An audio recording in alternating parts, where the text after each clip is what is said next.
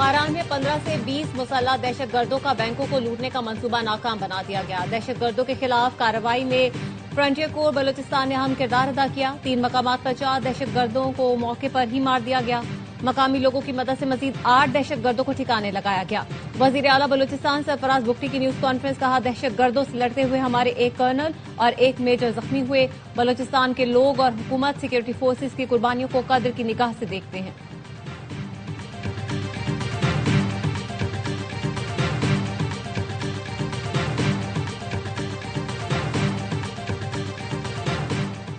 دہشت گردوں کو اٹھا کر بحر ہند میں ڈبو دیں گے۔ پہلے بھی دہشت گردی کا خاتمہ کیا، اس بار بھی کچلا جائے گا۔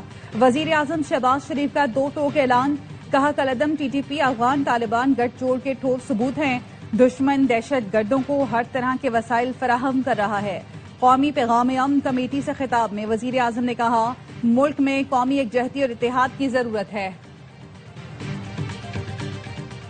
اور محمود خان اچکزئی قومی اسمبلی میں اپوزیشن لیڈر مقرر، اسپیکر ایاز صادق نے تقرری کا نوٹیفیکیشن پی ٹی آئی رہنماؤں کو دیا۔ اے آوائی نیوز نے 30 دسمبر کو خبر دی تھی، حکومت اپوزیشن لیڈر کے لیے محمود اچکزئی پر متفق ہے۔ سینٹ میں اپوزیشن لیڈر کی تقرری کے لیے راجہ ناصر عباس کا نوٹیفیکیشن تیار ہے، جو پیر کو جاری کر دیا جائے گا۔ محمود اچکزئی کا بطور اپوزیشن لیڈر تقرر نواز شریف نے کرایا۔ محمود خان اچکزئی نے شاید نواز شریف سے براہ راست رابطہ کیا ہو۔ اقدام آنے والے دنوں میں وسیع تر میثاق جمہوریت کی بنیاد بن سکتا ہے۔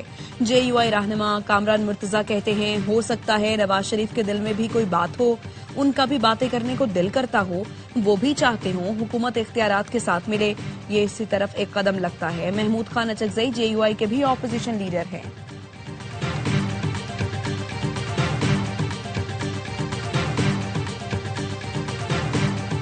آخرکار ہمیں ہمارا حق مل گیا، chairman P T I barrister Gohar Ali Khan کا کہنا ہے۔ محمود خان اچکزئی کے اپوزیشن لیڈر بننے سے حالات بہتر ہوں گے۔ مذاکرات کا مینڈیٹ محمود اچکزئی اور راجہ ناصر عباس کے پاس ہے۔ وزیر اعظم کے مشیر رانا ثناء اللہ کہتے ہیں، وزیر اعظم کی اپوزیشن کو دی گئی مذاکرات کی دعوت اب بھی برقرار ہے۔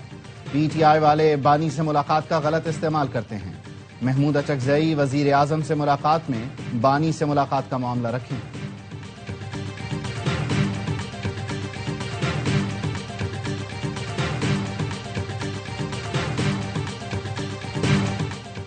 مزاحمت کے بعد بھی تو مفاہمت ہی ہوتی ہے، بات چیت سے ہی ملک آگے بڑھ سکتا ہے۔ بانی نے مذاکرات کا اختیار محمود اچکزئی کو دیا ہے، وہی بہتر فیصلہ کر سکتے ہیں کہ کیا کرنا ہے۔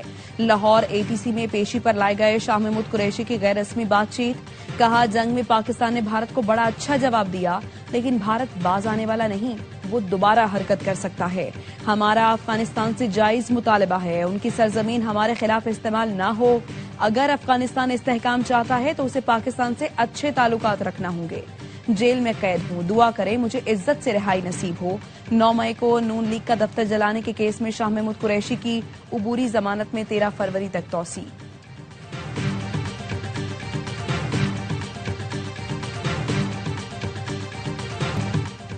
بانی پی ٹی آئی کی کس سے ملاقات کرانی ہے اور کس سے نہیں، اس کا اختیار جیل سپرنٹینڈنٹ کے پاس ہے۔ وفاقی وزیر قانون اعظم نذیر تارڑ کا سینٹ میں اظہار خیال، کہا جیل انتظامیہ کے مطابق بانی پی ٹی آئی کو تمام سہولتیں میسر ہیں، روزانہ طبی معائنہ ہوتا ہے، ان کی خواہش کے مطابق کھانا دیا جاتا ہے، ہر ہفتے اہلیہ سے ملاقات بھی کرائی جاتی ہے۔ جیل مینول کے تحت سیاسی ملاقاتیں نہیں کرائی جا سکتی۔ سینیٹر علی ظفر نے کہا، ملاقاتوں کو سیاسی کہہ دینا صرف ایک بہانہ ہے، عدالتوں کے فیصلے موجود ہیں، ہفتے میں 2 دن ملاقاتوں کے لیے طے ہیں۔ پیمز ہسپتال کی 3 رکنی ٹیم نے اڈیالہ جیل میں بانی پی ٹی آئی کا طبی معائنہ کیا، کچھ دوائیں تجویز کی۔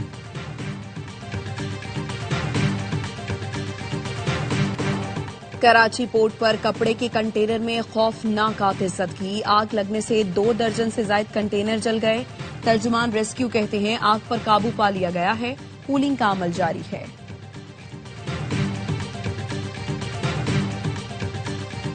واشک میں 2 تیل بردار گاڑیوں میں تصادم، 5 افراد جاں بحق۔ حادثے کے بعد دونوں گاڑیوں میں آگ لگ گئی، جھلس کر جاں بحق ہونے والے افراد کا تعلق نوشکی اور واشک سے ہے۔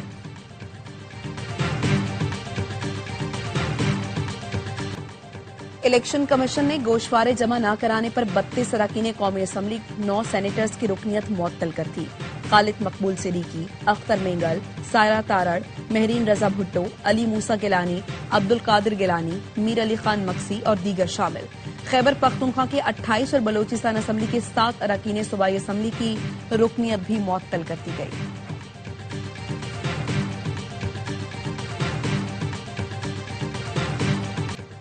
اقوام متحدہ سلامتی کونسل کے ہنگامی اجلاس میں امریکہ کی ایران کو دھمکیاں۔ امریکی مندوب مائک والز نے کہا ایران میں قتل و غارت روکنے کے لیے تمام آپشن زیر غور ہیں۔ ایران نے مذاکرات پر آمادگی ظاہر کی ہے لیکن وہ کہتا کچھ اور کرتا کچھ اور ہے۔ انہوں نے ایران پر صدر ٹرمپ کے قاتلانہ حملے کی سازش میں ملوث ہونے کا الزام بھی لگایا۔ ایرانی مندوب نے کہا ایران کے داخلی معاملات میں کسی کی مداخلت قبول نہیں۔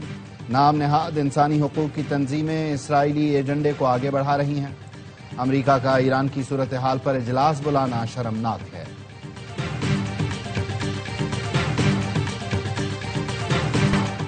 مستحکم اور پرامن ایران پاکستان کے مفاد میں ہے۔ ایران کے ساتھ دیرینہ تعلقات ہیں۔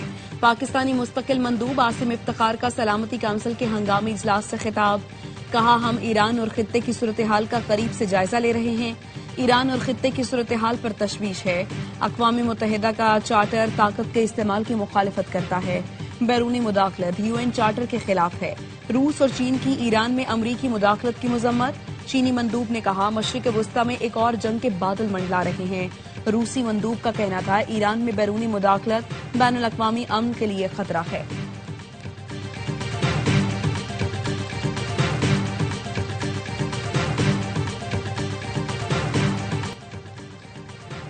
موسم سرما میں گیس کی بڑھتی طلب، سوئس صدرن انتظامیہ کا نیا اقدام، صنعتی صارفین، کیپٹو پاور پلانٹس اور CNG اسٹیشنز کو 48 گھنٹے کے لیے گیس بند کرنے کا فیصلہ۔ CNG اسٹیشنز اور صنعتوں کو کل صبح 8 بجے سے 48 گھنٹے کے لیے گیس بند رہے گی۔ اقدام گھریلو اور کمرشل صارفین کو بہتر پریشر دینے کے لیے کیا گیا۔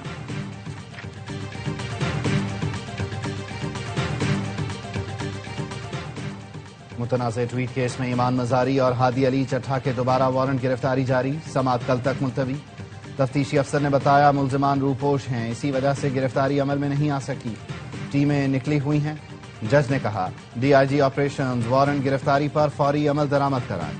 اسلام آباد سیشن عدالت کا SP لیول کے افسر کو وارنٹ گرفتاری پر عمل درآمد کے لیے مقرر کرنے کا حکم، گرفتاری کے لیے 24 گھنٹے کا وقت دے دیا۔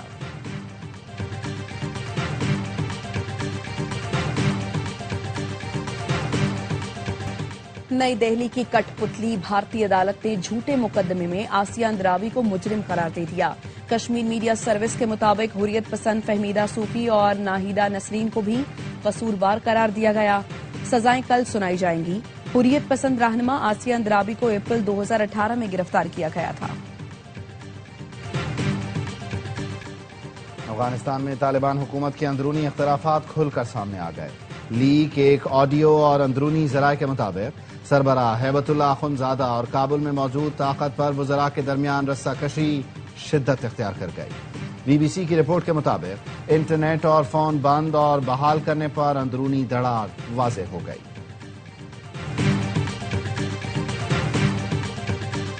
امریکی صدر ڈونلڈ ٹرمپ نے غزہ سے متعلق بورڈ آف پیس قائم کرنے کا اعلان کر دیا۔ سوشل میڈیا ٹروتھ پر لکھا بورڈ اراکین جلد نامزد کیے جائیں گے۔ بورڈ کا مقصد عسکری گروپوں کو ہتھیاروں سے پاک کرنا اور عارضی فلسطینی حکومت قائم کرنا ہے۔ گزشتہ روز امریکی حکام نے بتایا تھا بین الاقوامی استحکام فورس کی مزید معلومات 2 ہفتوں میں جاری کی جائیں گی۔ حماس کے غیر مسلح ہونے کو یقینی بنانے کے لیے اس سے بات کی جائے گی۔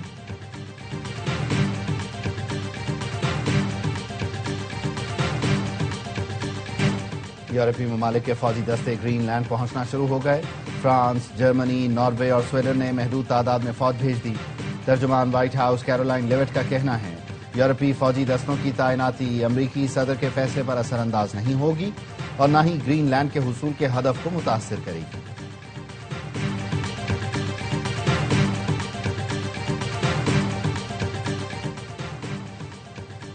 امریکی صدر نے وینزویلا کی اپوزیشن رہنما کی جانب سے دیا گیا نوبل امن انعام قبول کر لیا۔ ماریا کورینا نے ڈونلڈ ٹرمپ کو وائٹ ہاؤس میں ملاقات کے دوران اپنا نوبل امن انعام پیش کیا۔ کہا کہ میڈل صدر ٹرمپ کو وینزویلا کی آزادی کے لیے ان کی خدمات کے اعتراف میں دیا۔ صدر ٹرمپ نے سوشل میڈیا پر ماریا کا شکریہ ادا کیا۔ کون زیادہ فٹ ہے؟ امریکی اور جاپانی وزیر دفاع کے درمیان مقابلہ۔ ورجینیا میں طے شدہ ملاقات سے قبل دونوں رہنماؤں نے اکٹھے ورزش کی۔ امریکی سیکرٹری دفاع کے مقابلے میں جاپانی ہم منصب جلدی ہار مان گئے۔ پی آئی اے کا انڈونیشیا کی قومی ایئر لائن گارودا سے معاہدہ طے پا گیا۔ معاہدہ جولائی 2027 تک برقرار رہے گا۔ پاکستانی برآمد کنندگان کو عالمی منڈیوں تک بلا تعطل اور آسان رسائی حاصل ہوگی۔ پاکستانی ایکسپورٹرز کارگو جدہ اور کوالالمپور کے ذریعے جکارتا اور دیگر عالمی شہروں تک جائے گا۔ Melbourne, Singapore, Hong Kong, Bangkok کے لیے بھی کارگو سہولت ملے گی۔